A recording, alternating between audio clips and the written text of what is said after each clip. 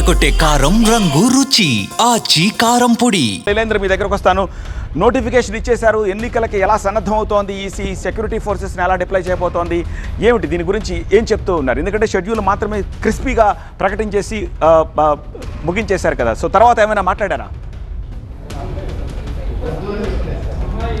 Right, దీనికి సంబంధించి కొంత కసరత్తు నిన్న రాత్రి వరకు చేసినటువంటి నేపథ్యంలో ఈరోజు షెడ్యూల్ విడుదల చేసేసి క్రిస్పీగా దీనికి సంబంధించినటువంటి ఒక నోట్ ఇచ్చేసి వాళ్ళు వెళ్ళిపోయినటువంటి పరిస్థితి. దాని తర్వాత ఒకవేళ ఎందుకంటే హైకోర్టులో విచారణ ఉంది, దాని తర్వాత ఏదైనా హైకోర్టు సూచనలు చేసే అవకాశం ఉంటుంది కాబట్టి ఆ తర్వాత పూర్తి స్థాయి కసరత్తు తర్వాత దీనికి సంబంధించి పూర్తి స్థాయిగా ఒక ఫుల్ ఫ్లెడ్జ్గా ముందుకు వెళ్ళే అవకాశం అయితే ఉంటుంది. ఎందుకంటే ఎన్నికలకు సంబంధించి ఏ రెవెన్యూ డివిజన్లో ఎప్పుడు ఏ ఫేజ్లో ఎన్నికలు ఉంటాయనే అంశాలకు సంబంధించి కూడా క్లారిటీ రావాల్సి ఉంది.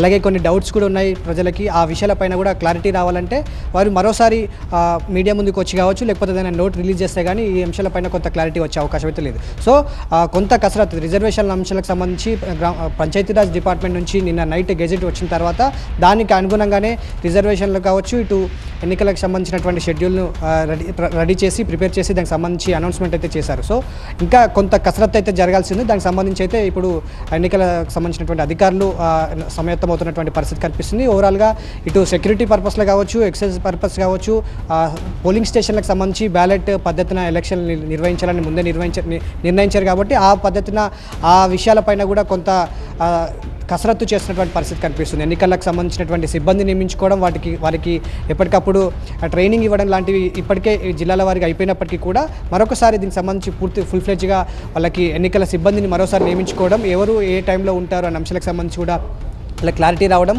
బ్యాలెట్ పేపర్ల ముద్రణ, అవి డిస్ట్రిబ్యూషన్, ఇవన్నీ అంశాలకు సంబంధించి కూడా పూర్తి స్థాయిలో ఎన్నికల సంఘం కసరత్తు అయితే ఉంటుంది కాబట్టి ఆ పనిలో వాళ్ళు నిమగ్నం అవుతున్నటువంటి పరిస్థితి కనిపిస్తుంది. సో ఎంపీటీసీ, జెడ్పీటీసీ మొదటి విడత ఎన్నికలు, ఆ తర్వాత గ్రామ పంచాయతీ మూడు విడతల్లో ఎన్నికలు, పూర్తి స్థాయిలో 5 దశల్లో ఎన్నికలు జరుగుతున్నాయి కాబట్టి దానికి సంబంధించి మరికొంత కసరత్తు అయితే ఎన్నికల సంఘం చేయాల్సి ఉంటుంది.